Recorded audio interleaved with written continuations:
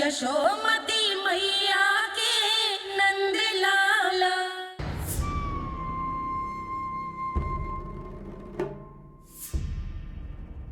हम ऐसे भूखे प्यासे कब तक रह पाएंगे? कंठ सूख रहा है, जठराग्नि मेरे उदर को जला रही है।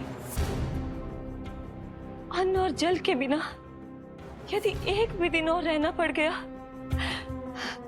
तो मेरे तो प्राण ही निकल जाएंगे। महाराज कंस जिस विचारधारा पे विश्वास रखते थे उसे ही भूल गए हैं। वो ये भूल गए हैं कि युद्ध करने के लिए और उसे पराजित करके स्वयं विजयी होने के लिए स्वयं जीवित रहना आवश्यक होता है।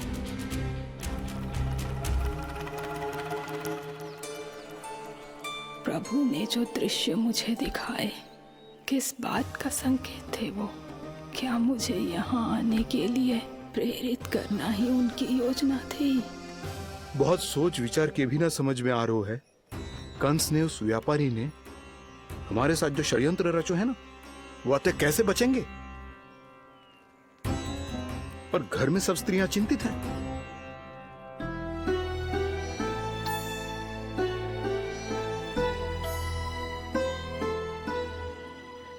सुनो भाई सब लोग, नंदराज ने निर्णय लियो है कि वो इस बार कंस से मिलने अकेले ही आने वाले हैं।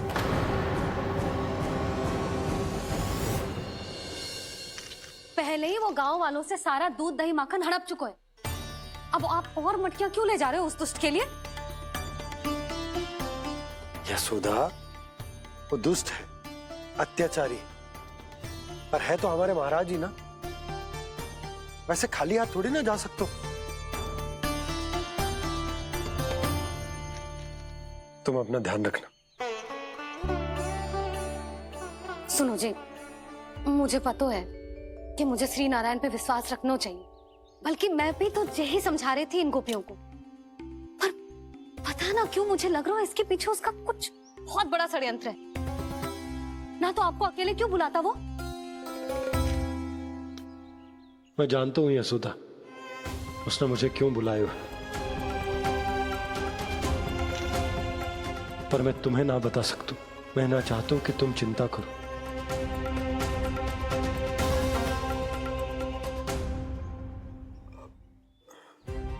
राजा होने के नाते यदि मेरे कुछ करने से मेरी प्रजा का हित होता है तो मुझे वो करना पड़ेगा यशोदा, फिर चाहे वो मुझे कितना ही अप्रिय क्यों ना लगे।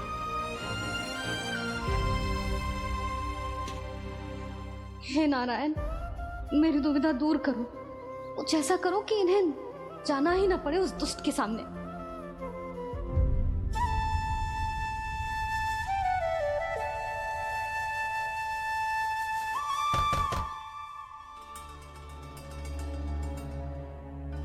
जी इतनी सुबह कौन हो सकता है? मैं देखता हूं।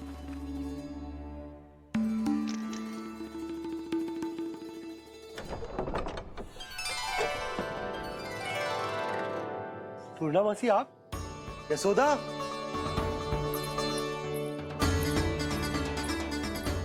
पूर्णा मौसी, इतने दिनों बाद? क्या होगा मौसी? सब कुछ कुशल तो है? मैं तो बस इतना जानती हूँ नंदराज, ये लोग आपसे मिलना चाहते थे। कौन?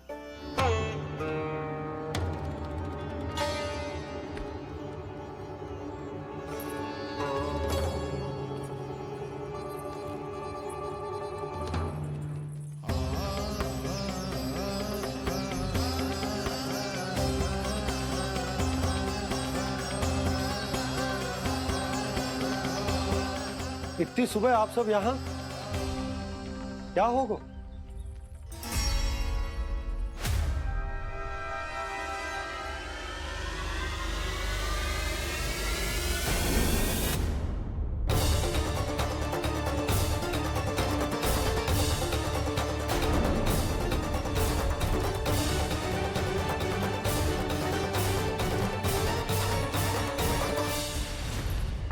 हमारे भोले भाले गोकुल वासियों को फंसाने के बाद यहाँ आने का साहस कैसे करो तूने? यशोदा, पूछो जी, पूछो इससे ये क्या करो यहाँ।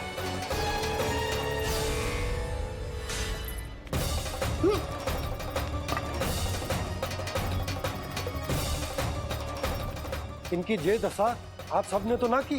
नहीं नहीं, इनमें इनका कोई दोष नहीं है। हमारा बस चलता तो इससे भी बुरी दशा करते। ये सब तो मेरी करनी का फल है नंदराज।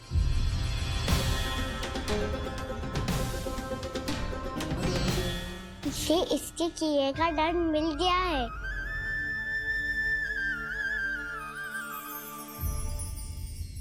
मुझे क्षमा कर दीजिए नंद महाराज, बहुत बड़ी भूल हो गई मुझसे। मैंने इन सब गांव वालों को फंसाने का षड्यंत्र महाराज कंस के कहने पे किया था। वही मेरी भूल थी, मुझे क्षमा कर दीजिए महाराज। बहुत शीघ्र बुद्धि आ गई तुम्हें। मैंने आप सबको लोभ के जाल में फंसाने का प्रयास किया। सच तो ये कि मैं स्वयं लोभ में ग्रस्त था। सब कुछ अधिक से अधिक धन के लिए किया था मैंने। सब कुछ खो दिया। मेरा भोजन सड़ गया, मेरी मिठाई में कीड़े मकोड़े पड़ गए, मेरे स्वर्ण आभूषण मोती सब कंकड़ पत्थर बन गए। अवश्य इसका कोई नया छल है जे। नहीं नहीं नहीं नहीं, मेरा कोई छल नहीं है, मैं सत्य बोल रहा हूं। मैंने कही थी ना, श्री नारायण हमारी सहायता अवश्य करेंगे। दुष्ट और अत्याचारी का दूत बन के आया था ना, ये तो होना ही था। स्वयं श्री नारायण ने न्याय करो है हमारे साथ।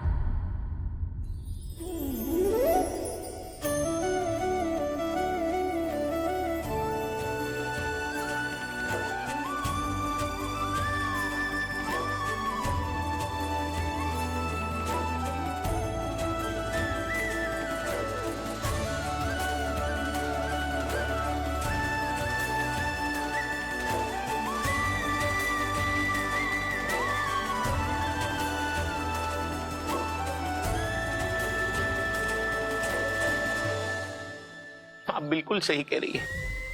वैसे तो कर्मों का फल मरने के बाद मिल रहा है, लेकिन आपके श्री नारायण ने मुझे इसी जन्म मेरे कर्मों का फल दे दिया, कर्मों का दंड दे दिया। आपका बहुत बहुत धन्यवाद श्री नारायण, बहुत कृपा की हो आपने। पर इसका अर्थ ये ना है कि हम सब ने आपको क्षमा कर दियो है। मैं यहाँ क्षमा के लिए नहीं आया हूँ नंदरानी। तो फिर किस लिए आए हैं? मैं तो इन भोले भाले गोप गोपियों को इनकी शपथ से मुक्त कराने आया हूँ। पर इन सब ने वो शपथ अपनी इच्छा से ली थी, आप उसे कैसे मुक्त करा सकते? और एक शपथ दिलवाकर।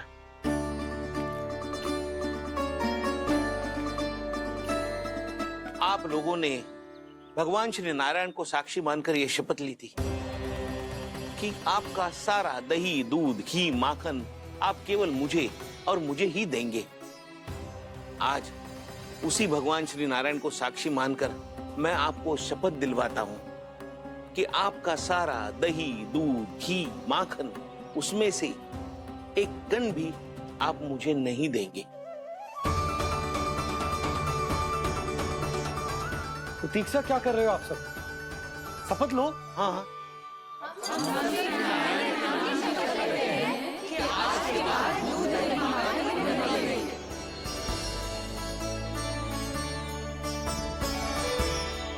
जशोदा जी आपने सही कही थी। हम बस श्री नारायण पर विश्वास रखें तो सारे कार्य सज जाते हैं। मुझे आशा है कि व्यापारी जी की तरह आप सबको भी अपनी शिक्षा मिल गई होगी। हाँ नंदराज, अब हमें अपनी भूल से सीख मिल गई है। अब हम कभी भी किसी के लोभ के जल में ना फंसेंगे। जब यहाँ आभास हो जाए वहाँ भूल हुई है तो उसे मान के सीख लेनी चाहिए। हाँ हाँ, इस घटना से मुझे भी सीख मिल गई है। मैं भी जो शपथ लेती हूँ कि आज के बाद सारा का सारा दूध, दही, माखन, इस पर सबसे पहला अधिकार गाय के बछड़ों पर ही होगा। सीख समझ सभी ने जैसे ही ली शपथ कि अब लोभ करेंगे ना हानि से भी अधिक मिला है, माखन बह रहा देखो कृष्ण लीला, देखो कृष्ण लीला।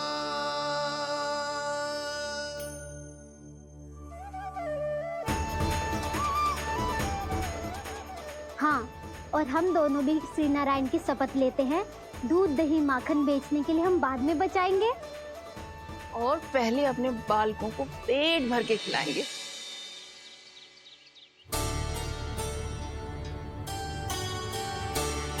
भैया, दादी, शीघ्र चलो। जो माखन प्रसाद की मटकी आप मंदिर से चढ़ा के लाई थी, वो पूरी भर गई है और माखन निकल निकल के भरो है। इसीलिए बड़बोलो कहलाते है तू। फिर कहने लोगों कथा कहानी। भैया, अपने घर पे भी ऐसा ही हो रहा है।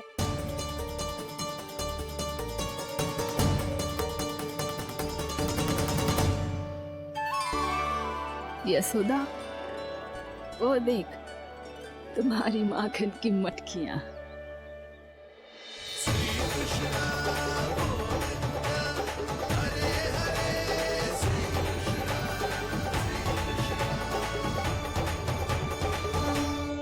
मैंने कहा था ना, आप सभी पर श्री नारायण की विशेष कृपा है। जैसे ही आप सबने अपनी भूल स्वीकार कर ली, भगवान ने आपके माखन की सारी हानि पूरी कर दी।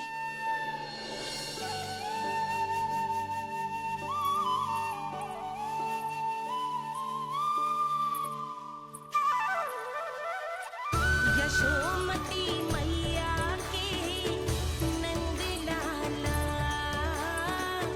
यशोमती मैया के नंद लाला, यशोमती मैया के नंद लाला, यशोमती मैया के नंद लाला। भैया चलो ना।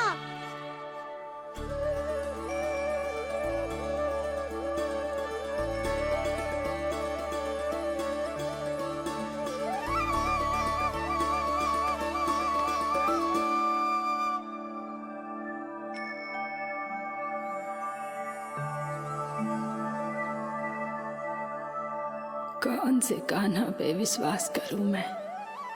उस सियाने पे जो कुछ ही समय पहले अपनी लीला दिखा रहा था, या उस निर्दोष पे जो आसपास की हर घटना से अनभिज्ञ बैठो है?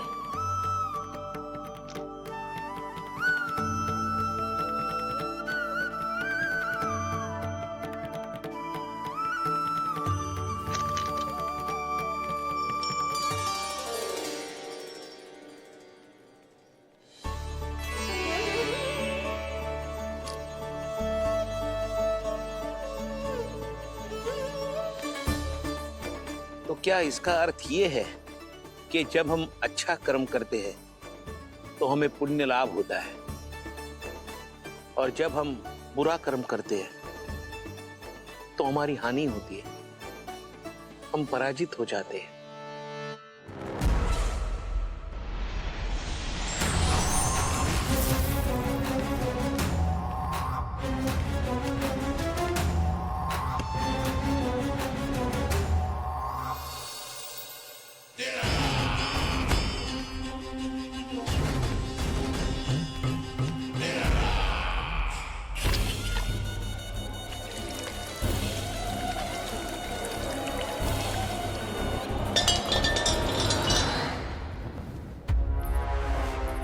अस्ति प्राप्ति।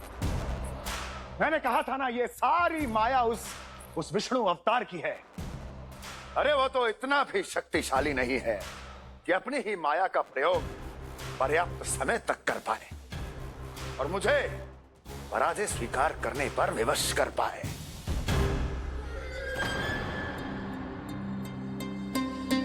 किंतु तुम्हारे मुख की भावभंगिमा तो कुछ और ही कथा कह रही है।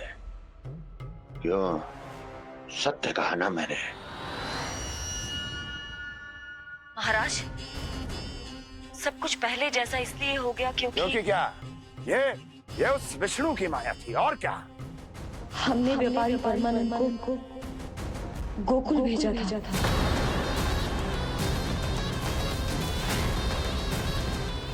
ताकि वो गोकुल वासियों को अपने साथ व्यापार करने के वचन से मुक्त कर सके।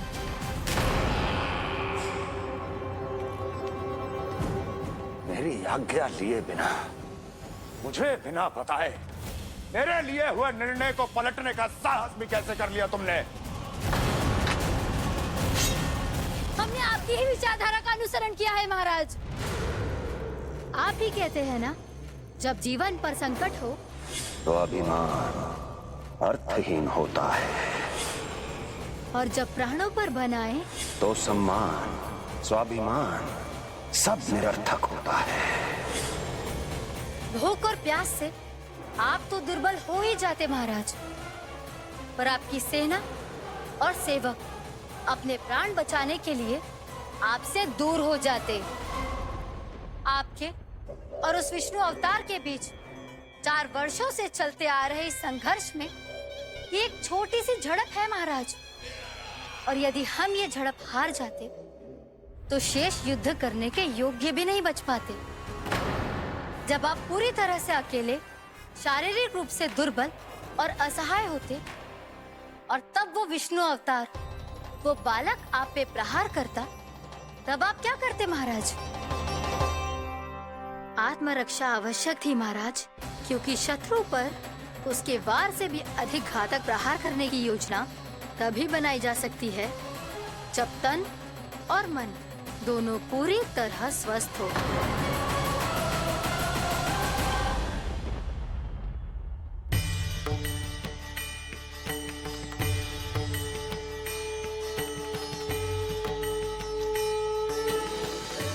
सच्ची बताओ, ये सब आप ही ने क्यों है ना? आप बहुत दूर से आई हो ना, भूख लगी होगी। मैं माखन लाऊं? आज पूरे गोकुल में माखन बह रहा है। इसके पीछे आप ही की लीला है ना? मैं अभी माखन लाता हूँ।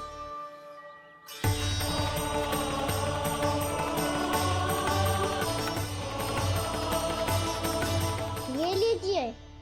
बताओ ना, पूरे गांव में प्रसन्नता की बयार बह रही है। हर ग्रामवासी के मुख पर हर्ष और उल्लास दमक रहा है। ये सब आप ही का चमत्कार है ना?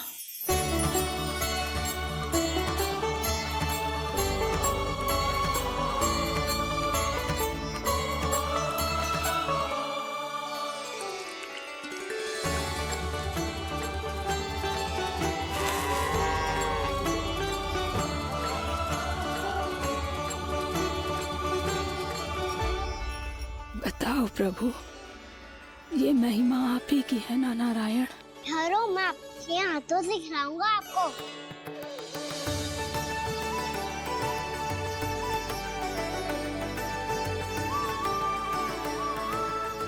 बताओ ना प्रभु, आप लालन करवाने आए हो या सबका पालन करने आए हो?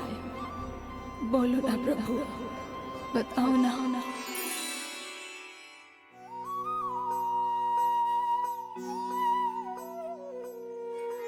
आए हो लालन करवाने या पालन करने आए हो, या जगपाला बन नंद लाला मन को हरने आए हो।